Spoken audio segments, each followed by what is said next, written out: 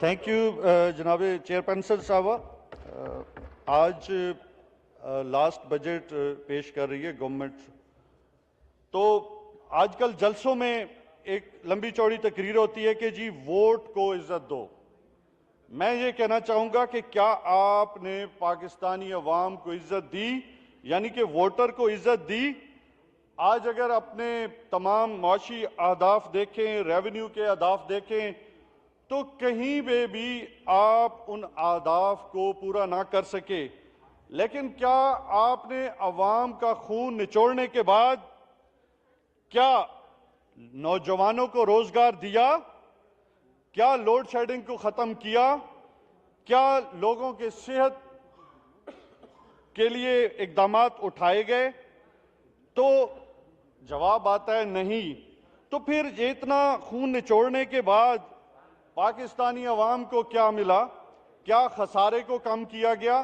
نہیں کیا گیا. آج دیکھیں کہ 5 سال کے اندر جتنا سودی نظام یعنی کہ سود کو لیا گیا، اتنے قرضے لیے گئے پچھلے 5 سال کے اندر، اتنے شاید پاکستان کی تاریخ میں کبھی بھی اتنا قرضہ نہیں لیا گیا. اس کے بعد انڈائریکٹ ٹیکسز کی بھرمار کی گئی. آج غریب بھی وہی ٹیکس دے رہا ہے، امیر بھی وہی ٹیکس دے رہا ہے. تو یہ معاشی استحصال جو ہو رہا ہے پاکستانی عوام کا، ہم سمجھتے ہیں کہ اس نظام کا خاتمہ ہونا چاہیے. آج پاکستان کے اندر جو 2 نظام چل رہے ہیں، بلکہ ایک نظام کی جو بنیاد رکھی جا چکی ہے اس کے اوپر کام ہونا چاہیے تھا، لیکن نہیں ہوا. آج دیکھیں کہ ان معاشی اہداف سے نوجوان کتنے بے روزگار ہوئے. میں سمجھتا ہوں کہ ہر گھر کے اندر 2-3 ہماری بیٹیاں، ہمارے چھوٹے بچے جو ہیں وہ بے روزگار پھر رہے ہیں. تو جناب چیئرپرسن صاحبہ، یقیناً یہ نظام استحصالی ہے اور خون غریب کا نچوڑنے والی معاشی اہداف ہیں. جناب چیئرپرسن صاحبہ، میں یہ کہنا چاہوں گا کہ آج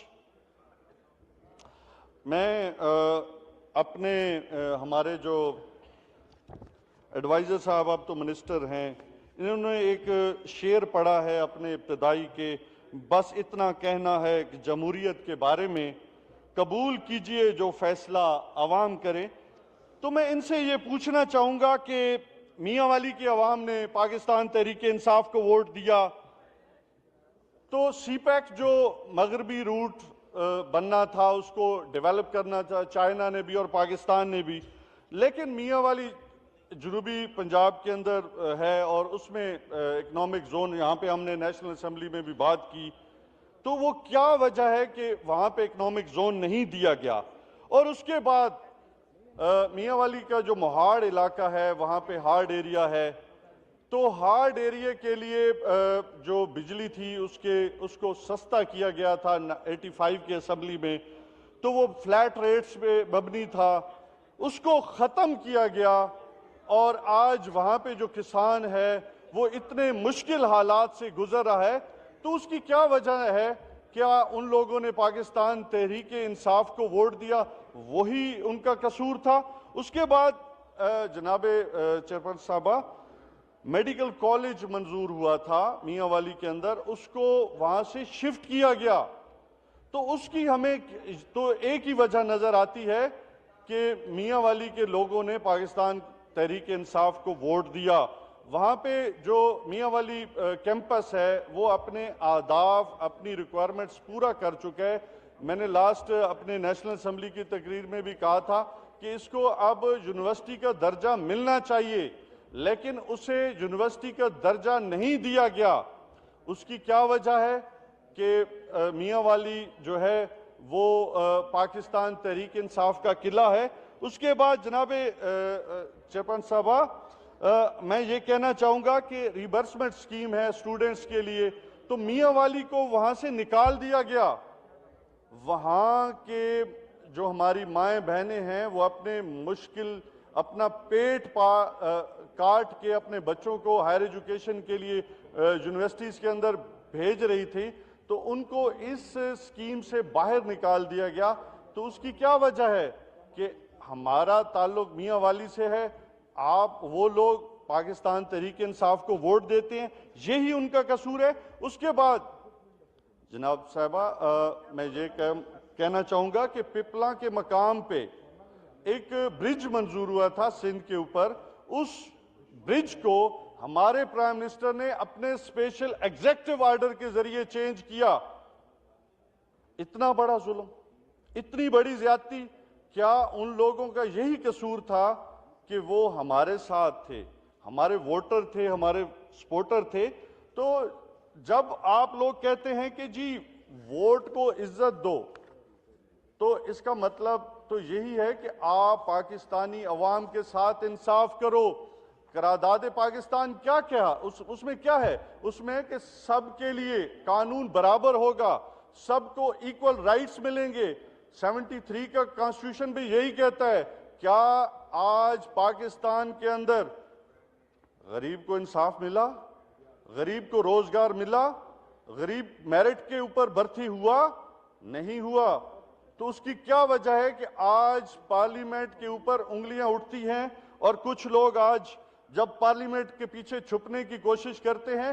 میں ان سے پوچھنا چاہتا ہوں کہ انہوں نے پارلیمنٹ کے اندر کھڑے ہو کے جھوٹ بولا، کیا پارلیمنٹ کا کیا قصور تھا؟ اب وہ باہر جب ہیں تو کہتے ہیں جی پارلیمنٹ کو یا ووٹ کو تقدس نہیں ملا۔ تو آپ نے خود اس پارلیمنٹ کو اپنے پاؤں کے نیچے رون دیا۔ تو آج آپ کا جو رونا ہے وہ مگرمچھ کا رونا ہے۔ وہ اس لیے رونا ہے کہ آپ کو سپریم کورٹ نے نااہل کیا، کس کے اوپر؟ کرپشن کے اوپر۔ اور پھر آپ چھپتے کس کے پیچھے ہیں؟ سپریم کو پارلیمنٹ کے پیچھے۔ سب سے پہلے چاہیے تو یہ تھا کہ آپ پارلیمنٹ کو ساورن کرتے، پارلیمنٹ کو مضبوط کرتے، پارلیمنٹ کے اندر عوام کی آواز کو سنتے، لیکن آپ کے اس وقت کان بھی بند تھے، دل سننے پہ تیار نہیں تھا۔ تو اس کا مطلب یہ ہوا کہ آپ اقتدار چاہتے ہیں اپنے مقاصد کے لیے، عوام کے لیے نہیں، اپنے بینک بیلنس کو بڑھانے کے لیے۔ اس لیے آج اگر آپ دیکھیں آپ کا جتنا بھی معاشی اہداف ہیں وہ صرف اور صرف غریب کا خون نچوڑنے پہ ہے، غریب کو کچھ دینے پہ نہیں ہے۔ تو اس کا مطلب تو یہی ہوا کہ ہمارے اقتدار کو طول دیا جائے۔ جب تک ہم مسند اقتدار پہ بیٹھے ہیں ہمارے لیے سب جائز ہے، جب غریب کوئی بات کرے اس کے لیے کچھ جائز نہیں ہے۔ یہ برہمن سسٹم اب نہیں چلے گا، اب یہ دو نظام نہیں چلیں گے، اب ایک نظام کی جو بات چل نکلی ہے انشاءاللہ تعالی وہ منطقی انجام تک جائے گی، اور اس ملک کا وزیر اعظم عمران خان بنے گا، اور اس نئے نظام کے ساتھ کہ پاکستان زندہ باد۔ جی بہت شکریہ۔